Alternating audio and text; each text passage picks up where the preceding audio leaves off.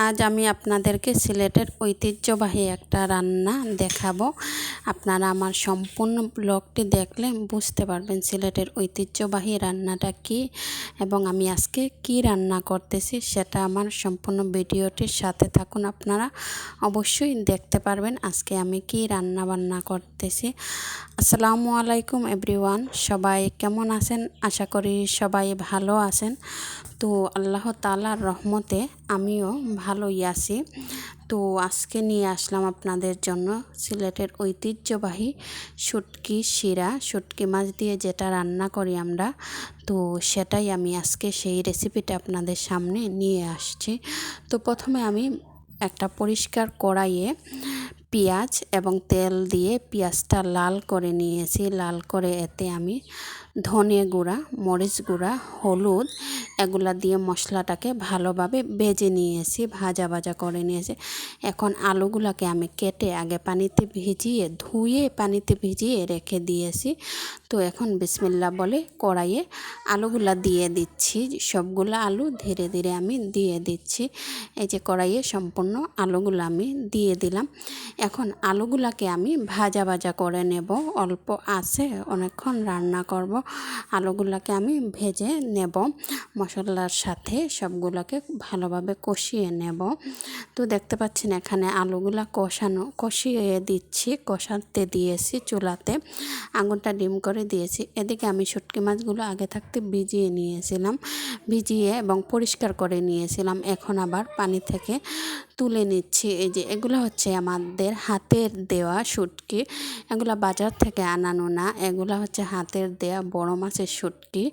সেগুলা দিয়ে আমি রান্না করব। বাজারের শুটকিগুলো আসলে ততটা ভালো হয় না, নিজের হাতের শুটকি বলে। এই যে খুবই পরিষ্কার করে আমি ধুয়ে নিয়েছি প্রথমে ভালোভাবে, খুব পরিষ্কার হয়ে গেছে আমার শুটকিগুলো। তো এদিকে আমি আলু কষিয়ে হয়ে গেছে আমার আলুটা কষানো। এই যে লাল লাল কড়াই ভেজে নিয়েছি, ভেজে একদম কষিয়ে নিয়েছি। তো একটু নেড়ে চেড়ে দেব, কারণ নাড়াচাড়া না করলে পুড়ে যেতে পারে, সেই জন্য অল্পক্ষণ পরে এটা নেড়ে দিতে হয়। তো আমি নেড়ে দিচ্ছি, একটু পরপরই নেড়ে দিচ্ছি। দেখতেছি আমার আলুগুলা প্রায় সিদ্ধ হয়ে এসেছে, কারণ অল্প সিদ্ধ হয়ে করে নিয়েছি। এখন আমি এতে শুটকি মাছগুলো অ্যাড করে দেব। তো এই যে শুটকি মাছগুলো অ্যাড করে দিচ্ছি আমি। শুটকি মাছগুলো দিয়ে হালকা নাড়াচাড়া দেব, নাড়াচাড়া দিয়ে একটু কষিয়ে নেব। কষিয়ে তারপরে আমি এগুলো রান্না করব। যত কষাবেন তরকারির স্বাদ কিন্তু ততই বেড়ে যায়। আর এটা আমি একটু ঝাল করে রান্না করতেছি। যাদের মুখে রুচি নেই তারা এই রেসিপিটা আপনারা ট্রাই করতে পারেন। আমি গ্যারান্টি সহকারে বলতে পারি, আপনারা যদি শুটকি মাছ এভাবে রান্না করেন, যারা জ্বর বা অনেকে অসুস্থ, খেতে পারতেছেন না, মুখে রুচি নেই, তারা অনায়াসে 1 প্লেট ভাত এই শুটকি মাছটা দিয়ে আপনারা খেতে পারবেন।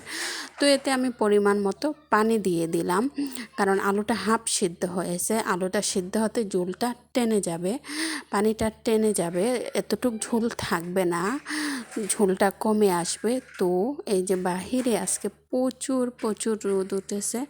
এখানে দেখতে পাচ্ছেন কিছু গাছ লাগানো হয়েছে বাড়ির পাশে দিয়ে, যাতে বাড়িতে ছায়া লাগে, গরম কম লাগে। কিন্তু কিসের, কোথাও কোনো ছায়া নেই, সম্পূর্ণ দিকে রোদ আর রোদ, গরম আর গরম, চারপাশেই শুধু গরম আর রোদ, রোদের কোনো কমতি নেই। তো দেখাচ্ছি আপনাদেরকে আমার রান্নাটা হয়ে এসেছে। এই যে দেখতে পাচ্ছেন উপরে তেলটা বেশি এসেছে, কারণ আমি তেলটা পরিমাপে একটু কমই দেই, কারণ তেল স্বাস্থ্যের জন্য ক্ষতিকর। সেই জন্য অল্প তেল দিয়ে আমি রান্না করার ট্রাই করি। জানি না কীরকম হয়, আমি ভাই আবার পাকা রাঁধুনি না, কেউ আবার বাজে কোনো কমেন্টস কইরেন না যে এভাবে রান্না